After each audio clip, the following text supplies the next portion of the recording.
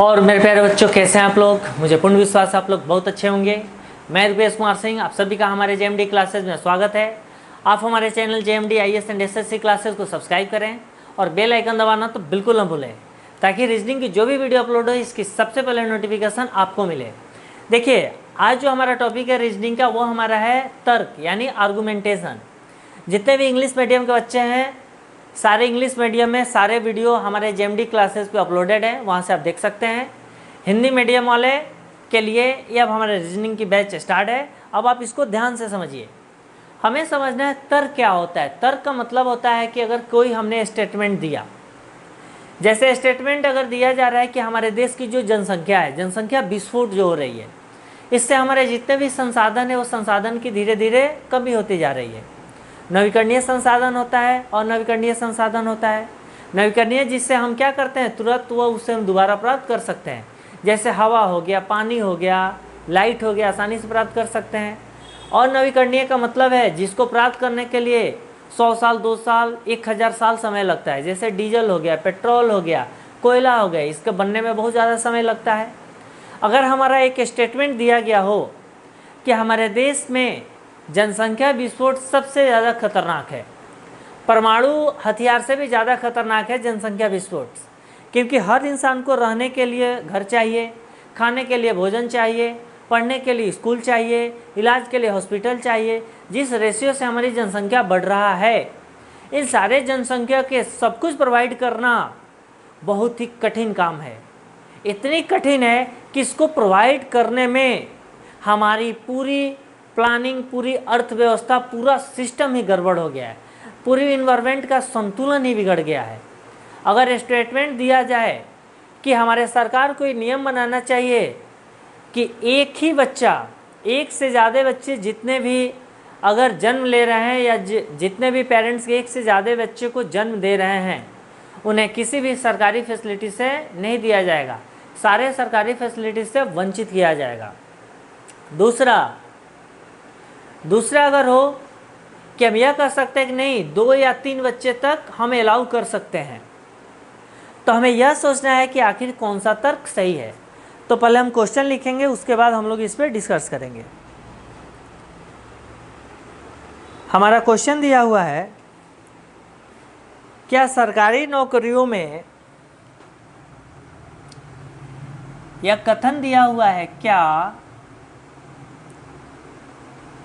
सरकारी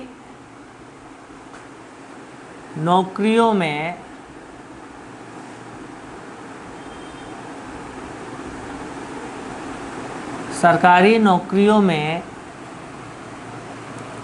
एक संतान वाले परिवार के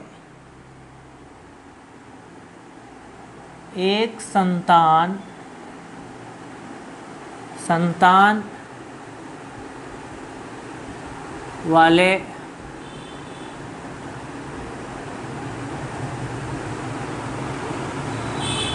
परिवार के उम्मीदवारों के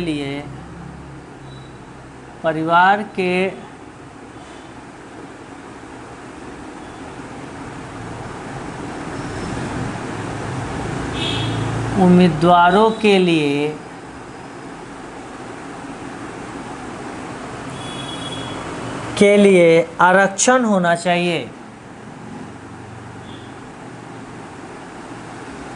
आरक्षण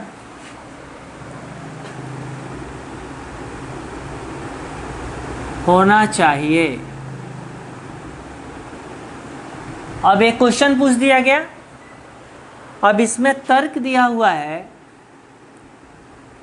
पहला तर्क हमारा दिया हुआ है, नहीं यह उपयुक्त नहीं है, नहीं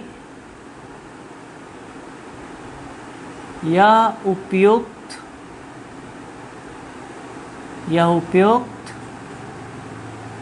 नहीं है, क्योंकि बिना किसी विशिष्ट समूह के लिए,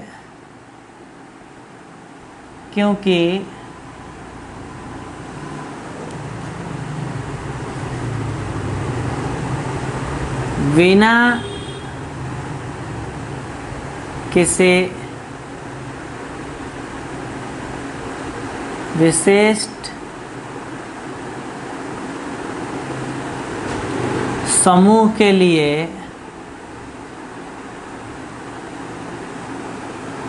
बिना किसी विशिष्ट समूह के लिए आरक्षण के केवल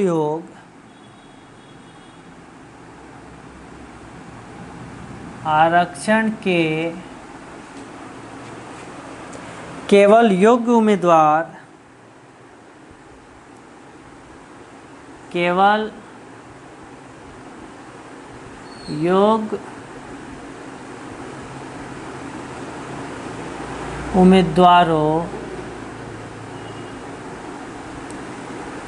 उम्मीदवारों को नौकरियां दी जानी चाहिए।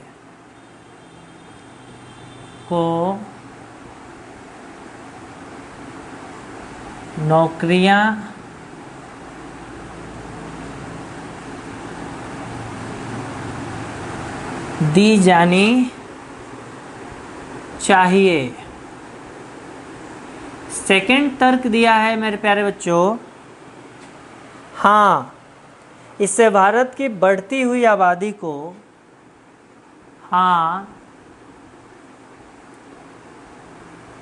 इससे भारत के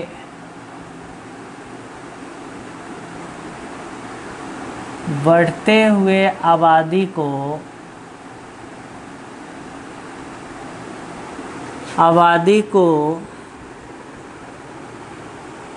कम करने में सहायता मिलेगी। कम करने में सहायता मिलेगी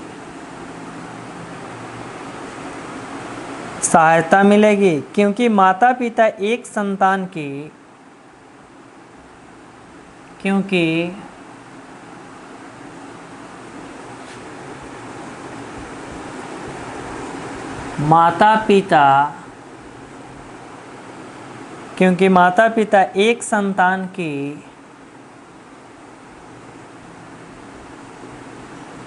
एक संतान की नीति अपनाने के लिए प्रेरित होंगे।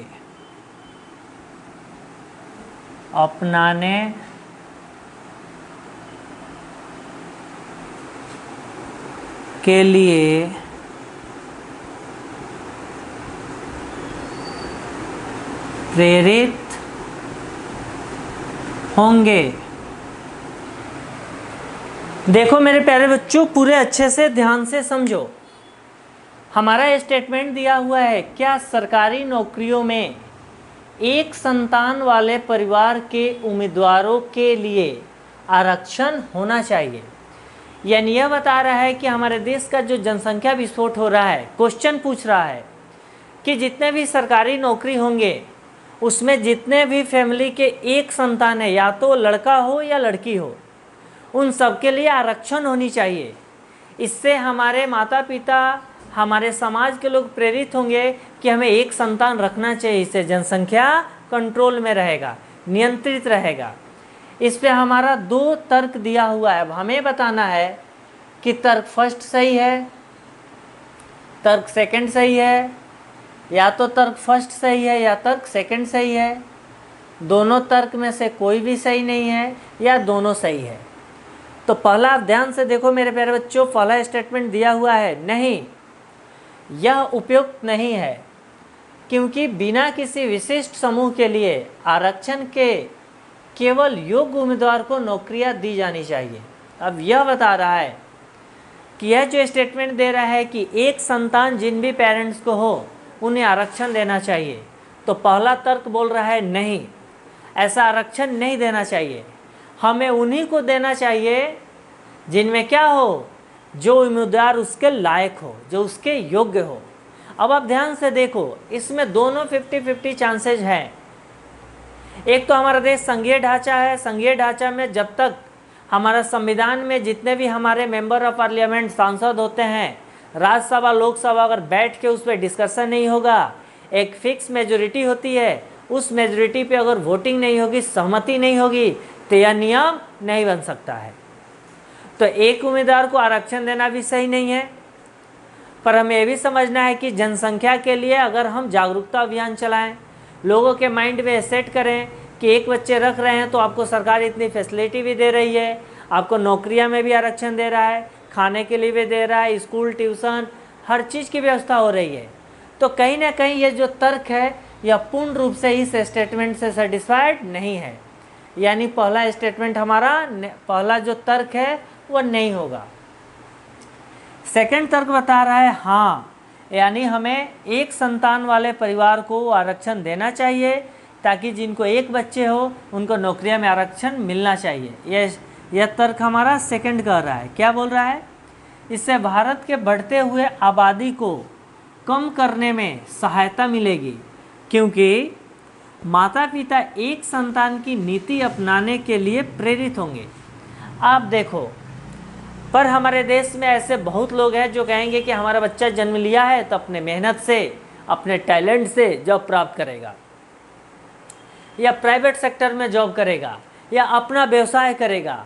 तो उन लोगों की माइंड की, उन लोगों की सोच की जनसंख्या बहुत ज़्यादा है, उसकी पॉपुलेशन आबादी बहुत ज़्यादा है। तो यह करने के बाद भी हमारी जनसंख्या अगर 10% कंट्रोल हो रही है, 90% कंट्रोल नहीं हो रहा है, तो आप समझो कि इससे हमारे देश का कुछ भी भला होने वाला नहीं है। तो यह भी तर्क क्या है हमारा? गलत है। यानी यह बता रहा है कि सारे माता पिता यह सोचेंगे, क्या माता पिता आज नहीं सोच सकते हैं कि एक बच्चे को पढ़ाने में, खिलाने में, स्कूल फीस में, ट्यूशन फी में, मेडिकल में, सेटलमेंट करने में कितने खर्चे हैं? फिर भी उन खर्चे के बावजूद बहुत सारे हमारे समाज के लोग हैं जिनके 1 2 3 4 5 6 6 7 7 बच्चे हैं। किसी को पैंट है तो शर्ट नहीं है, शर्ट है तो टोपी नहीं है, टोपी है तो स्कूल नहीं है, स्कूल है तो खाने को नहीं है, खाने को है तो मेडिकल नहीं है। यानी हर चीज़ की तकलीफ होने के बाद भी जनसंख्या बढ़ाना वो अपना कर्तव्य समझते हैं, अपना राइट समझते हैं कि हमें जनसंख्या बढ़ाना है, हमें एक चीज़ में नंबर 1 होना है।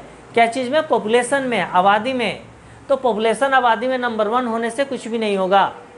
आज इसी का कारण है कि कोरोना काल में आप देखो, जहाँ दूसरे कंट्री जिनकी आबादी कम है वो सारे अपने जनसंख्या पे कंट्रोल कर रहे हैं, लेकिन भारत में कोरोना का मरीज दिन प्रतिदिन बढ़ता जा रहा है। आज के दिन आप देखो, भारत आज 70,000 कोरोना का मरीज बढ़ा है। यानी आज 21/8/2020 की बात कर रहा हूँ मैं। आप इसको ध्यान से देखो, आखिर इतनी बड़ी जनसंख्या विस्फोट क्यों हो रही है? कोरोना इतना कम्युनिटी स्तर पे, सामाजिक स्तर पे, मोहल्ला स्तर पे इतना क्यों फैल रहा है तेजी से? क्योंकि ड्यू टू जनसंख्या। इसका एक ही कारण है, जनसंख्या। तो हमें जनसंख्या यह केवल प्रेरित करने से, एक करने से नहीं होगा। हमें इसके लिए एक कठिन नियम बनाना होगा, संसद से पास करना होगा। जब तक संसद से पास नहीं होगा, आप कितना भी फैसिलिटी प्रोवाइड कर दो, उससे कोई भी फर्क पड़ने वाला नहीं है। यानी हमारा स्टेटमेंट या तर्क सेकंड भी है, वो क्या है? गलत है। तो हमारा ऑप्शन डी हो जाएगा। न तो तर्क 1 सही है और न तर्क 2 सही है। यानी इस स्टेटमेंट के द्वारा हमारा तर्क पहला भी गलत है, यानी तर्क पहला भी गलत है और तर्क सेकंड भी गलत है। तो ऑप्शन क्या हो गया? Option D. तो मुझे पूर्ण विश्वास है मेरे प्यारे बच्चों, आप लोग देख समझ गए होंगे।